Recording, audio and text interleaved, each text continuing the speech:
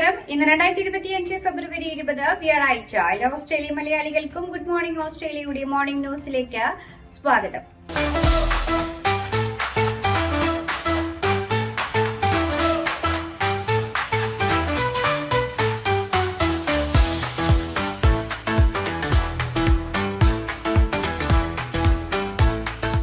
Chinese നാവികസേനയുടെ യുദ്ധക്കപ്പലുകൾ സിഡ്നിയുടെ കിഴക്കൻ സമുദ്രമേഖലയിൽ സഞ്ചരിക്കുന്നതായി Australian പ്രതിരോധ സേന അറിയിച്ചു.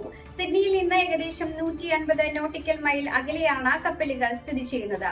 രാജ്യത്തെ തുറമുഖത്ത് ഔദ്യോഗിക സന്ദർശനമില്ലാതെ ചൈനീസ് നാവികസേന എത്തുന്നത് ഇതാദ്യമായാണ്. ഓസ്ട്രേലിയയുടെ എക്സ്ക്ലൂസീവ് ഇക്കണോമിക് സോണിലെ കപ്പലുകളും പതിവായി നിരീക്ഷണം നടത്തുന്നുണ്ടെന്ന് പ്രതിരോധ അധികൃതർ അറിയിച്ചു. കപ്പലുകളുടെ സാന്നിധ്യം ഇപ്പോഴും ആശങ്ക ഉയർത്തുന്നതായി ഫിനാൻഷ്യൽ ടൈംസ് റിപ്പോർട്ട് ചെയ്തു. ഇൻവെസ്റ്റ് കേരള ആഗോള നിക്ഷേപ ഉച്ചകോടിക്ക് വെള്ളിയാഴ്ച തിരിതെളിയും. വെള്ളി ശനി ദിവസങ്ങളിലായി കൊച്ചി ലുലു ബോൾഗാട്ട് ഇന്റർനാഷണൽ കൺവെൻഷൻ സെന്ററിൽ നടക്കുന്ന ഉച്ചകോടിയിൽ ഓസ്ട്രേലിയ പങ്കാളിയാകും. കേരളത്തിലെ പുനരുപയോഗ ഊർജം, ഭക്ഷ്യ സംസ്കരണം, കാർഷിക സാങ്കേതികവിദ്യ, ബഹിരാകാശം, ജലം, പരിസ്ഥിതി മാനേജ്മെന്റ്, നൈപുണ്യ വികസനം, ഇന്നോവേഷൻ എന്നീ മേഖലകളിലെ അവസരങ്ങൾ കണ്ടെത്തുന്നതിന് ഓസ്ട്രേലിയ താൽപര്യം പ്രകടിപ്പിച്ചിട്ടുണ്ട്.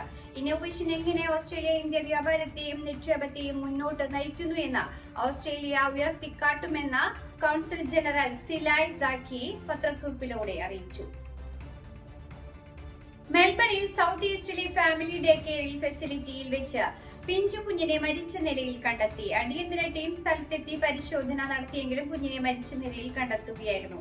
കുഞ്ഞിന്റെ അസ്വാഭാവിക മരണത്തിൽ പോലീസ് കേസെടുത്ത് അന്വേഷണം ആരംഭിച്ചിട്ടുണ്ട്.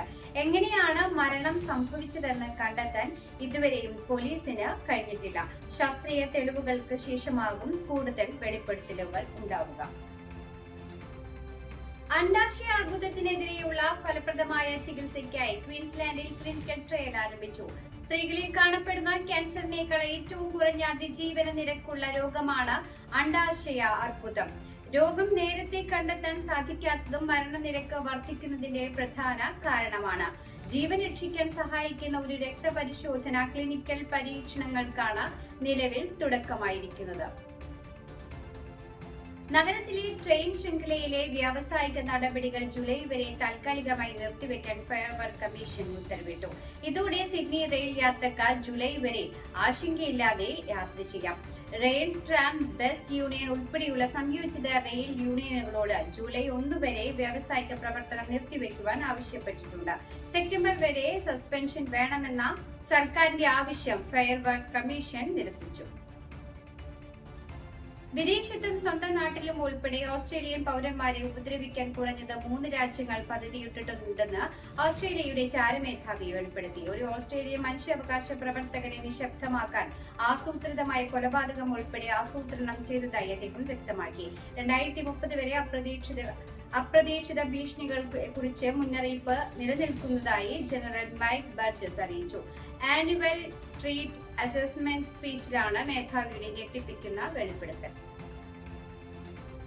ചാമ്പ്യൻസ് ട്രോഫിയിൽ ഇന്ന് ഇന്ത്യ ദുബായ് ഇന്റർനാഷണൽ സ്റ്റേഡിയത്തിൽ വെച്ച് ബംഗ്ലാദേശിനെ നേരിടും.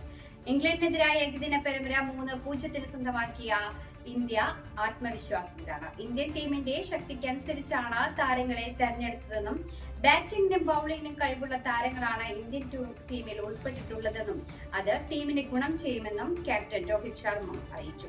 ബംഗ്ലാദേശിനെതിരായ മത്സരത്തിന് മുമ്പായി വാർത്താ സമ്മേളനത്തിൽ സംസാരിക്കുകയായിരുന്നു അദ്ദേഹം. സമത ഓസ്ട്രേലിയയുടെ പ്രഥമ സമ്മേളനം ഗ്ലെൻബർഗ്ലി കമ്മ്യൂണിറ്റി സെന്ററിൽ നടന്നു. പ്രസിഡന്റ് രാജൻ വെൺമണി അധ്യക്ഷനായ യോഗത്തിൽ സെക്രട്ടറി എബി പൊയ്ക്കാട്ടിൽ സ്വാഗതം പറഞ്ഞു. സമ്മേളനത്തിന്റെ ഉദ്ഘാടനം സെൻട്രൽ കമ്മിറ്റി അംഗം സുനിൽ കര നിർവഹിച്ചു. സമ്മേളനത്തിൽ 2025-26 വർഷത്തേക്കുള്ള സ്റ്റേറ്റ് കമ്മിറ്റിയെയും സെൻട്രൽ കമ്മിറ്റി അംഗങ്ങളെയും തെരഞ്ഞെടുത്തു. സ്റ്റേറ്റ് കമ്മിറ്റി പ്രസിഡന്റായി രാജൻ വെൺമണി, സെക്രട്ടറിയായി എബി പൊയ്ക്കാട്ടിൽ എന്നിവരെയും സുനിൽ കല, ഗിരീഷ് അവനൂർ, ജിതേഷ് പുരുഷോത്തമൻ, എബി പൊയ്ക്കാട്ടിൽ, ശ്യാം കൃഷ്ണൻ എന്നിവരെ സെൻട്രൽ കമ്മിറ്റി അംഗങ്ങളായും തെരഞ്ഞെടുത്തു. രാജ്യതലസ്ഥാനം നയിക്കാൻ വീണ്ടും വനിതാ മുഖ്യമന്ത്രി. ദിവസങ്ങൾ നീണ്ട അനിശ്ചിതത്വത്തിനൊടുവിൽ രേഖാ ഗുപ്തയെ ദില്ലി മുഖ്യമന്ത്രിയായി പ്രഖ്യാപിച്ചു. പർവേഷ് വർമ്മ ഉപമുഖ്യമന്ത്രിയാകും.